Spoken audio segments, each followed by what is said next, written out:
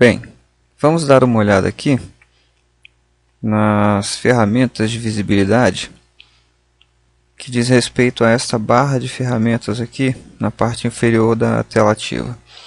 A gente já viu a maioria desses conceitos, né, durante o desenvolvimento do módulo básico, mas eu vou dar uma explicada um pouquinho mais detalhada desses itens aqui, especialmente esses dois últimos.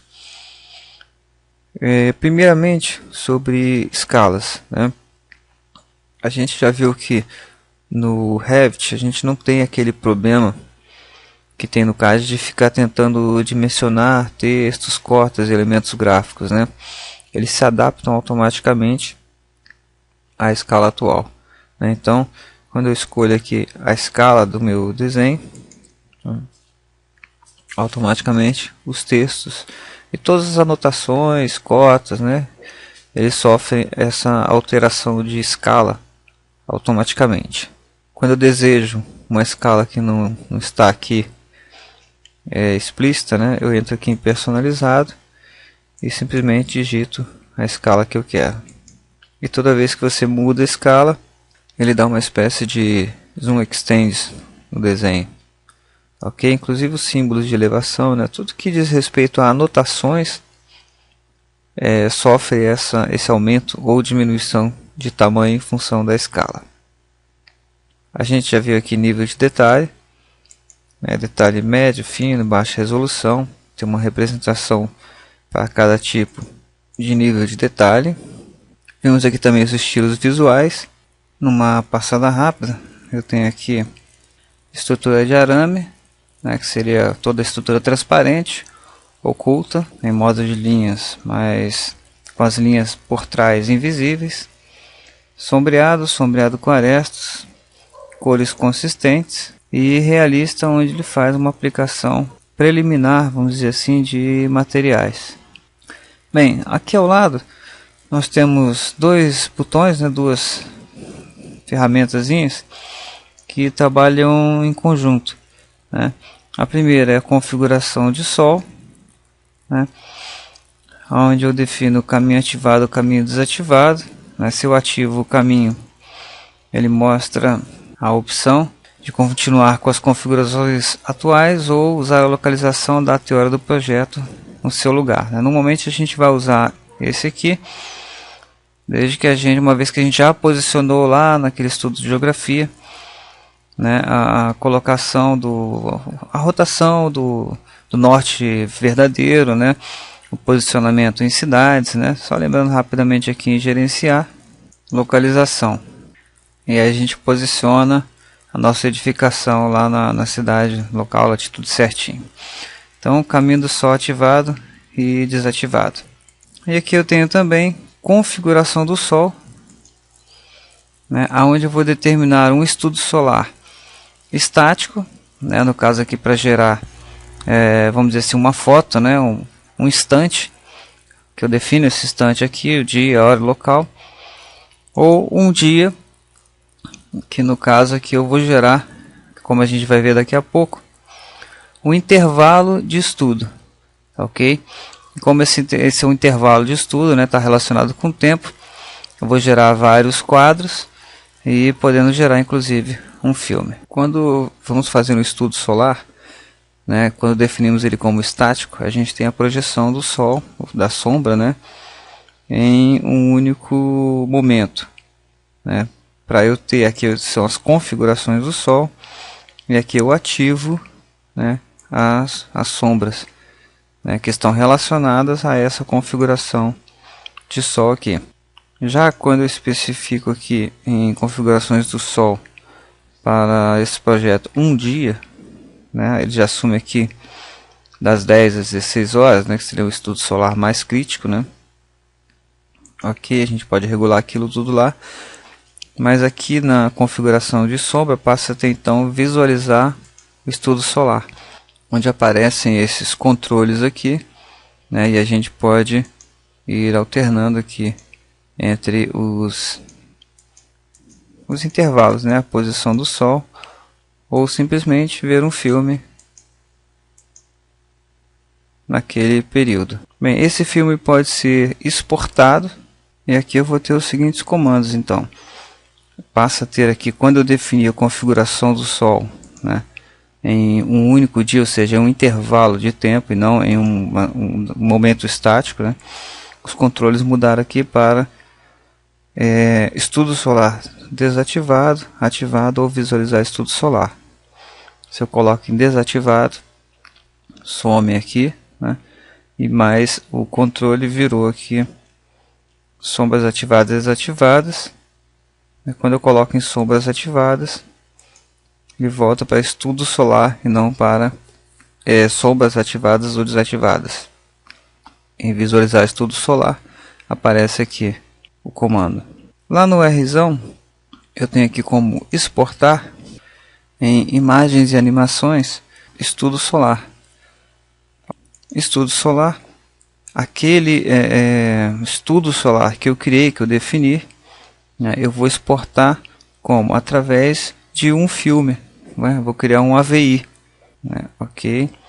Exatamente aqui eu vou definir o tipo de filme que eu vou criar, no caso aqui um AVI, que é o padrão para filmes no Revit, né? Posso depois converter para MPEG, alguma coisa assim, salvar, e aqui eu defino o tipo de compactação, quadros inteiros, né? Microsoft Video 1, o tipo de codec utilizado.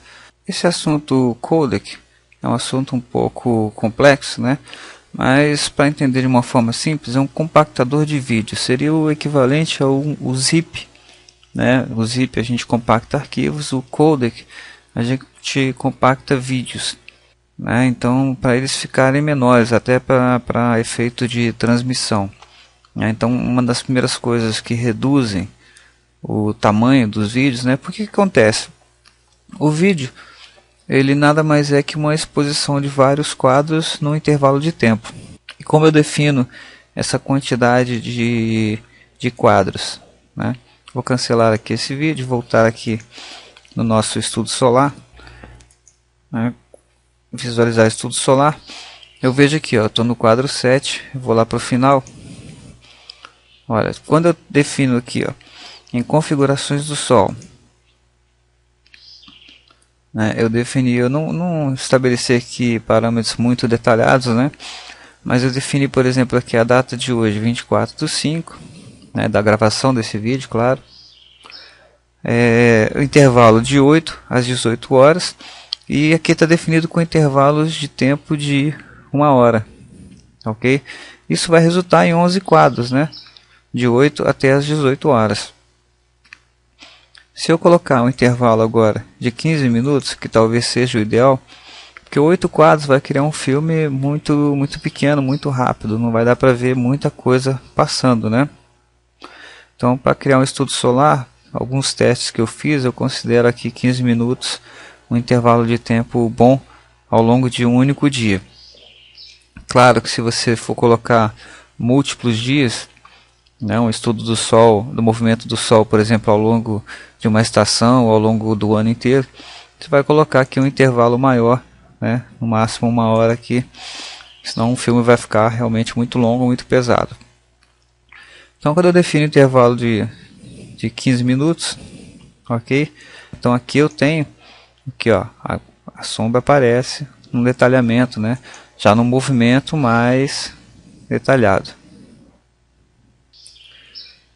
E aí, voltando lá no Rzão, exportar imagens e animações, estudo solar. Eu posso colocar todos os quadros ou um intervalo de quadros, né? Aqui ele já determinou 41 quadros, né? E quadros por segundo. Aqui, 15 quadros por segundo. Se eu tenho 41 quadros, vai durar menos de 3 segundos, né? Então posso criar um filme mais detalhado, colocando, por exemplo, um quadro por segundo. Então esse filme duraria 41 segundos, ok? Então a duração do filme, 40 segundos, ok? Vou colocar 2, ele duraria 20 segundos e assim por diante. Aqui eu posso, alguns detalhes aqui, nessa projeção aqui, eu posso fazer esse estudo através de sombreado com arestas ou realista. Lógico, óbvio e consequentemente o programa vai fazer o que? Ele vai reprocessar 41 quadros, ok? Vamos até fazer essa experiência aqui. Quanto mais detalhado eu fizer isso aqui, lógico, ele vai demorar mais para produzir esse vídeo. O vídeo vai ser mais pesado. Vamos fazer esse teste aqui.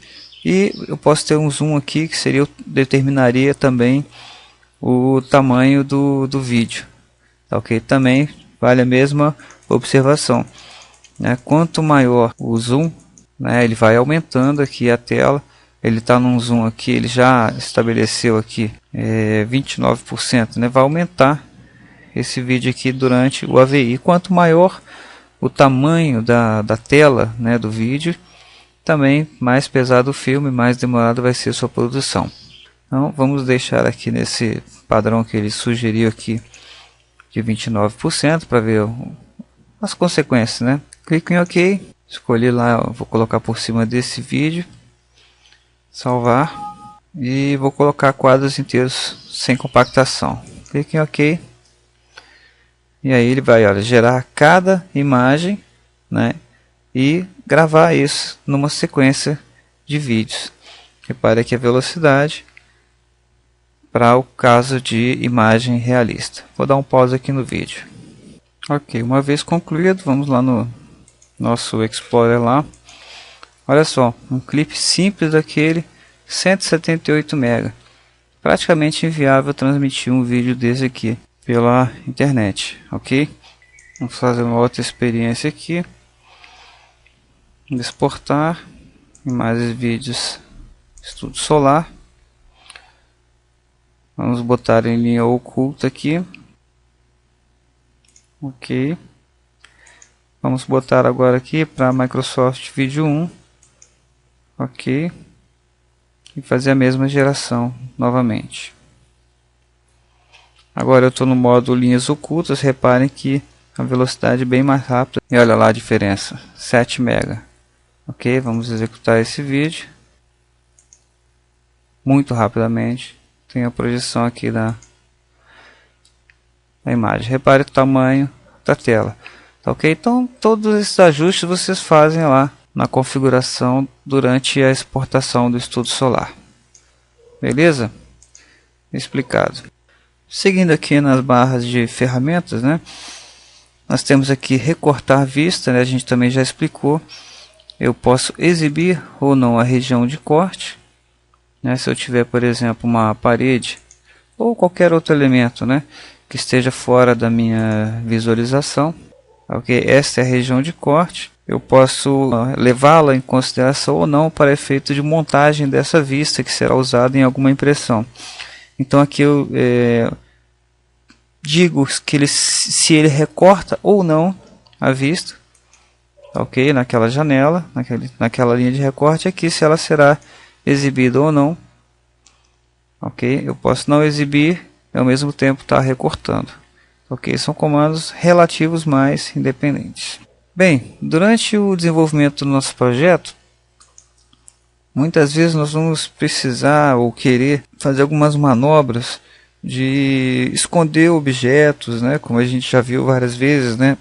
Até agora a gente só viu ocultar na vista, quando a gente clicava aqui em um objeto, e aí a gente apertava o botão da direita e tem lá ocultar na vista, elementos ou categoria, né? Elementos congelaria, vamos dizer assim, um elemento, apenas os elementos selecionados ou os elementos selecionados, e categoria, né, todos os elementos que pertencessem àquela categoria. Ou ainda, aqui a gente não viu, usando o filtro, aquele filtro, né, que até a gente viu lá em sobreposição de gráficos, né, quando a gente estudou o nosso VG lá, estudamos os filtros, né, ocultar através de um filtro, que eram objetos que obedeciam aquelas condições lá de seleção. No entanto, essa operação de esconder muitas vezes não interessa para a gente que ela seja definitiva, que ela seja temporária, né? Apenas para visualização. Então, para isso eu tenho aqui esse óculosinho, tá? É ocultar, isolar temporário, ok? Aonde eu tenho a opção não só de ocultar, né, como isolar, que seria uma operação inversa. Então, quando eu oculto o elemento, aquele elemento selecionado, no caso aquela parede, apenas ela é escondida e todo o entorno aqui dessa tela ela fica em azul, indicando que existe algum elemento escondido, tá? Algum elemento oculto nessa visualização. Como essa ocultação, vamos chamar assim, é temporária, se eu fechar esse desenho e abrir novamente, esse objeto vai voltar a aparecer. Voltando aqui no óculos, eu posso reiniciar, ocultar, temporário. Vou segurar o Ctrl aqui, selecionar duas paredes. Posso aplicar aqui, ocultar elementos, né? Uma vez que eu tenho elementos ocultos, eu posso vir aqui, ó, e aplicar, ocultar, isolar para a vista. Isso significa que aqueles elementos que eu ocultei temporariamente, eles passaram a ficarem ocultos permanentemente.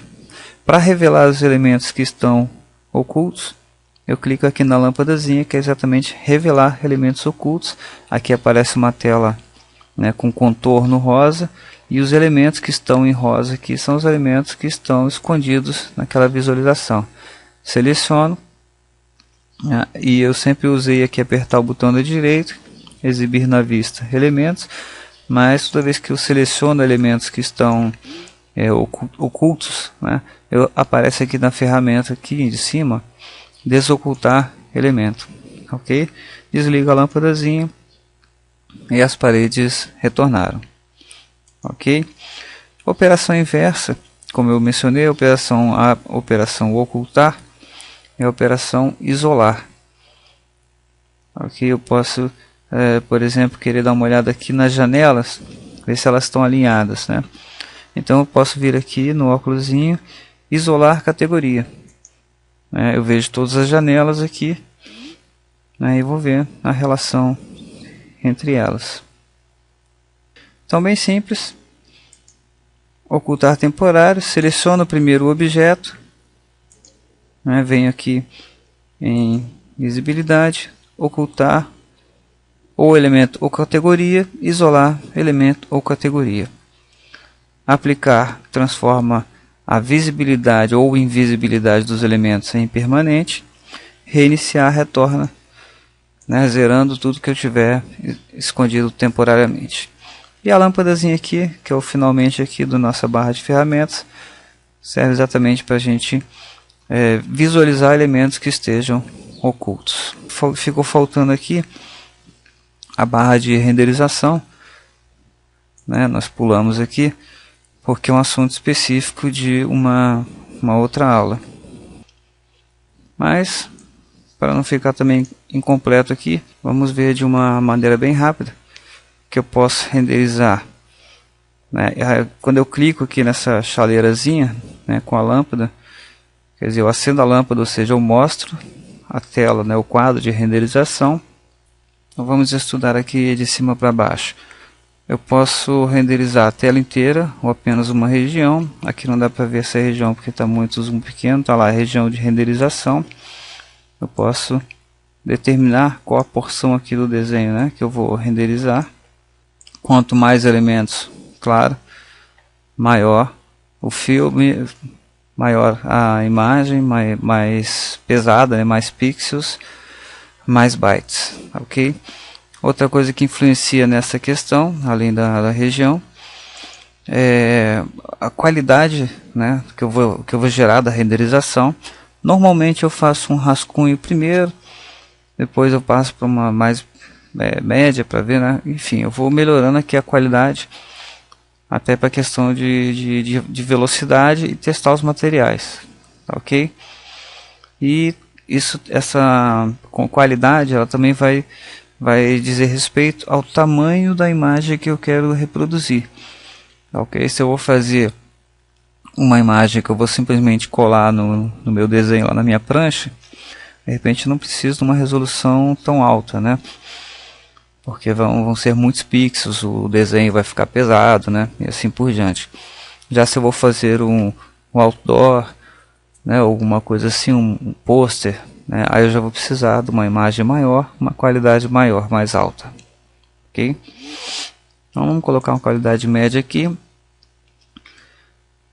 Configuração de saída eu posso mandar para a tela ou direto para a impressora, né? Aí eu defino também a resolução de saída no caso da impressora, né? Vou mandar aqui para a tela. Tamanho da imagem, olha, não compactada 1 MB. Ele já diz aqui o tamanho que vai ter a imagem. Iluminação, esquema luz do sol apenas, luz artificial, né?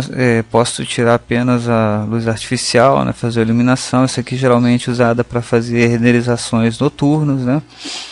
Enfim, como eu falei, não vou entrar em muitos detalhes porque a gente vai ter uma aula específica sobre renderização.